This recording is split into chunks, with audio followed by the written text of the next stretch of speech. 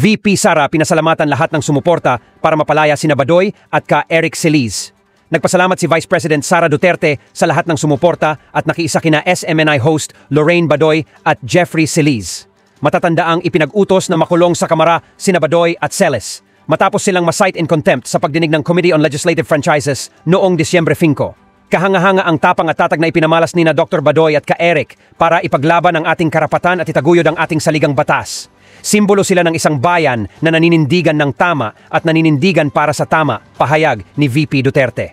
Kabilang sa pinasalamatan niya ang retired Philippine Military Academy alumni, mga dating miyembro ng Armed Forces of the Philippines, mga kasapi ng media, social media practitioners, professionals, IP leaders, at iba pang sektor na naging instrumento aniya para mapalaya sina Badoy at Celiz.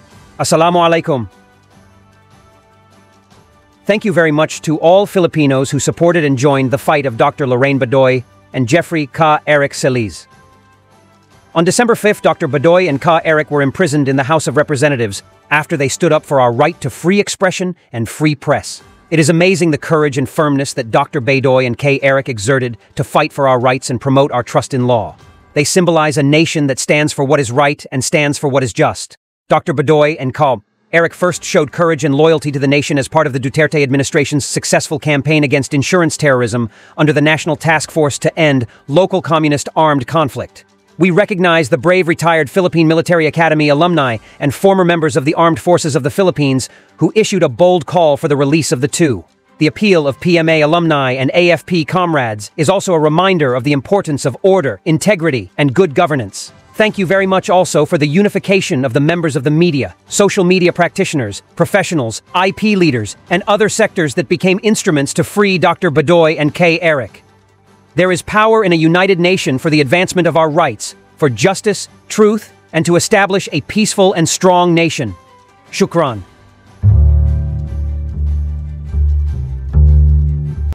Pagpapalaya ng Kamara kina Ka Eric at Dr. Lorraine Badoy, hindi utang na loob ayon sa dating presidential spokesperson. Si Daniela Baulite magbabalita. Hindi utang na loob ng sambayanang Pilipino ang pagpapalaya ng Kamara sa dalawang SMNI host na sina Jeffrey Ka Eric Celiz at Dr. Lorraine Badoy. Ito ang pahayag ni dating presidential spokesperson Atty. Harry Roque matapos palayain sa pagkakadetine sa Kamara ang dalawa dahil sa humanitarian considerations. Naniniwala si Roque kusang pinalaya ng Kamara sina Badoy at Ka Eric dahil ayaw nilang mapahiya. Matatandaan na nag-file ang kampo ni Celiz at Badoy ng habeas corpus sa Korte Suprema. Ngunit bago pa man ang desisyon ay pinalaya ng dalawa. Hindi po utang na loob yan ha, yung pagpapalabas sa dalawang yan.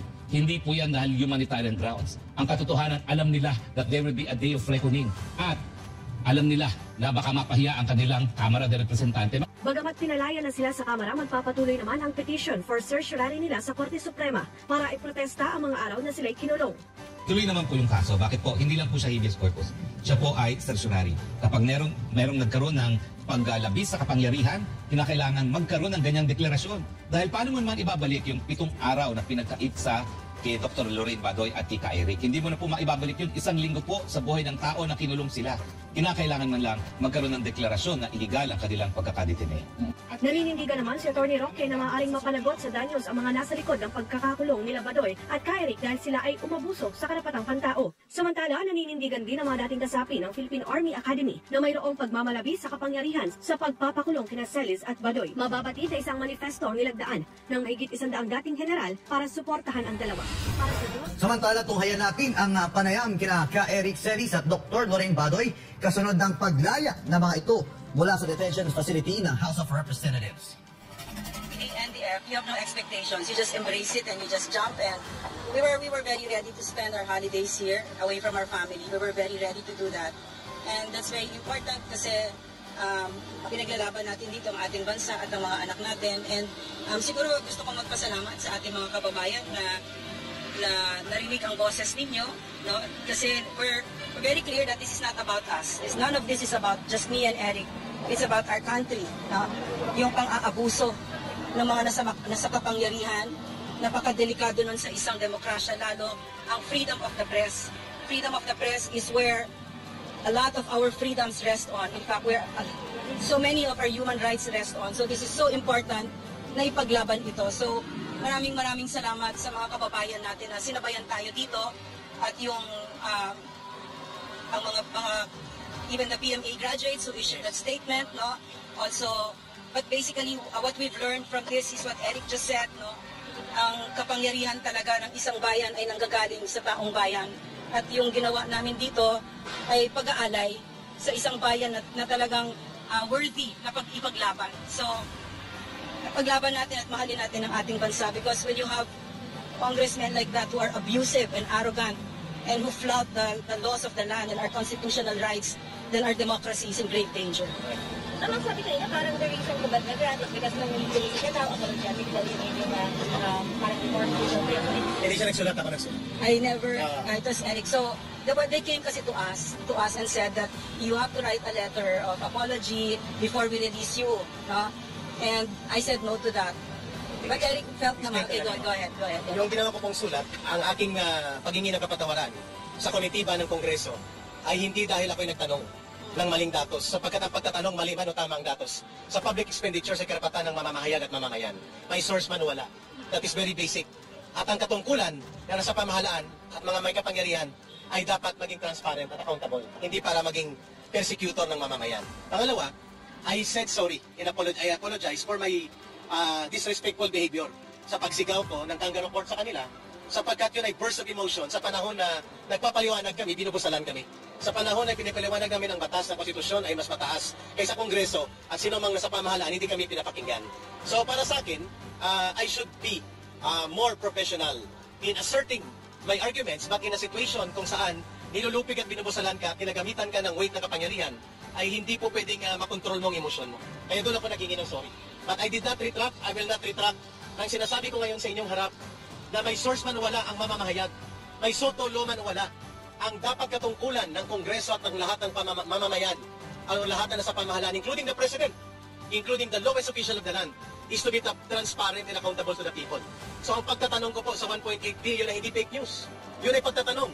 Hindi po dapat tinatulan yun. Hindi po dapat kami kinulong, dapat sinagot ng maayos. Kasi ang totoo lang, may naiwan pang mahigit 2 billion pala. Nagkamali ako sa datos pero hindi ako nagkamali sa katotohanan. Mahigit 2 billion pa ang budget allocated for travel. At remaining is only 3 weeks. Anong gagawin nila sa 2 billion? Ikukulong ulit kami kapag nagtanong kami ulit? So may source o wala, accredited ka ng KBP o hindi, ang pagpapahayag at pagiging mamamahayag ay tungkuling kilalanin ng gobyerno yan at Estado. Yan ang counter-check sa power of the state and the government. Sir, sabi ni Congressman Tanggunting, i-reveal nila po yung source ninyo. That is his version. That is his story. Well, he stand by it.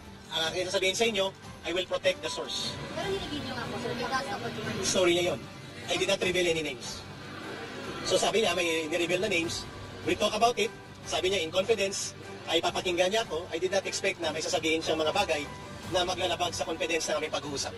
Ang sagot ko, if Congressman Tabunting said na may source siya, sa sinabi ko, story niya yun. wala po kung matigil na pangalan. I am standing by the SOTO law. I will not reveal my source. Ma'am, kasi last reaction na lang po, meron akong hilain na po paano ka na layong kanselahin po yung pangisa ng SMNI and kung sa side po ibigin kami yung next election. Cancellation, revocation po. I'm not privy kasi to the What's your details. reaction na lang po? Siyempre, it makes me sad because I worked at the SMNI and I know that SMNI is really for nation building. No? And we were the only station that talks about a burning issue that other media companies don't even touch. And I'm talking about the CPP, NPA, NDF na ninanakaw ang mga anak natin. No? Libo, hindi na natin maibilang. Na ng tatlong nandyan ay nasa Kongreso. Si Franz Castro ng Alliance of Concerned Teachers, si Arlene Rosas ng Gabriela at si Raul Manuel ng Kabataan. Nandyan sa loob ng Kongreso ang mga cuddlers ng mga komunistang terorista at mga top recruiters ng mga anak natin na kung saan ang mga anak natin ay nagkandamatay for over half a century. Diba? So dapat tagilan na natin yan. So this is why I really think that SMNI, if you close it down, no, I know who is behind it and I know it is the CPP, NPA, NDF. And sadly, they have used Congress as their ally and as their cover to do this. No? Kayo mga striker. Grabe. Oh yes, ayos. Ayos siya. Nakukuto, matamlay, pero grabing suporta po ng mamamayan, including sa abroad, ang Filipino communities. Yeah. At 24 hours, 160 signatories na mga PMA graduates. At terrible still counting on. Sana po ang Christmas wish namin ay hindi na po mananatili ang paggamit ng totoong kalaban ng gobyerno sa Kongreso. At sana po ay magkaroon po ng paglilinaw sa kaisipan at damdamin ng pamunuan ng Kongreso that the CPP, NPA, NDF is not only operating in the armed area, sa red area. nandito sila sa loob ng Kongreso and the threat against the sovereignty of the state is being threatened. Imagine every year they can access around 100 million of funds sa ating pondo at ginagamit ito para sa pag-recruit ng kabataan at pagpondo sa NPA. I should know. Pag tinanong ako red tagging ba ito, how can that be red tagging? Direct personal knowledge ko yan for 21 years sa CPB, NPA, NDF. Mapapansin nyo, lumalabas sila Franz Castro, Raul Manuel at si Arlene Rosas kapag nandyan ako sa harap nila, si Manuel at mga kadre kagaya ko. Sana po silang inimbestigahan ngayon upang matigil na po ang kaguluhan sa ating bansa. At magkaisa na po ang mga political leaders natin at maglaban sila sa eleksyon, hindi gamitin ang ating gobyerno para sa mga sabwatan sa totoong kalaban ng gobyerno. Kaya kami nanindigan na hindi kami titigil sa SMNI. At sa media, gano'n din dapat. Dating kadre last day, nag-rally. Banta sila pag dito pa release yung kanilang rally lalaki. Tapos hindi na maabot sa Malacanang. Grabe sila. Actually, na-touch kami talaga kasi tuloy-tuloy na lumawak ang mga former cadre. Libo-libo kami nag-surrender. We hope that the government will see it na are we still standing on just ground? Or do you have a ground to stand on? We hope nakikinig si Pangulong Bongbong Marcos Jr. dito. Sapagkat saan kami pupunta na nagbalik loob at yumakap sa kapayapaan at kumikilala sa gobyerno at nagpailalim sa otoridad ng gobyerno kung kami pala ay nagsasalita tungkol sa transparency, good governance at binibulgar namin itong mga CPP, NPA, NDF na sa loob ng gobyerno, pwede pala kami ikulong ipatawag dito. Yun po ang aming malaking katanungan. Are we still standing on the ground that we believe pwede kami maging bahagi ng pamahalaan sa pagtatagumpay ng kapayapaan laban sa communist terrorism? Thank you po. Merry Christmas. Merry Christmas. Thank you, thank you, thank you. At yan po ang mabibigat na mensahe ng ating mga kasamahan dito sa SMNI. Nakita naman natin na Daniela na bumuhos talaga ang suporta ng taong bayan. Isa yan sa nakita ng ating mga mambabatas kung saan higit sa 150 signatories na mga PMAers na may mga karangalan, na may mga magagandang history sa kasaysayan ng ating bansa sa kanilang laban against CPP, NPA, NDF at hindi natin maki-question yan. At ngayon nga ay tayo'y tuwan-tuwa dahil nakalaya na ang ating mga kasama dito sa SMNI kung saan ipinakita nila sa taong bayan ang totoong boses ng bayan na hindi nagsisinungaling at hindi matatawaran at hindi mababayaran ng kahit sino pa man. Kaya saludo po kami sa inyo, Ma'am Lorraine and Ka Eric.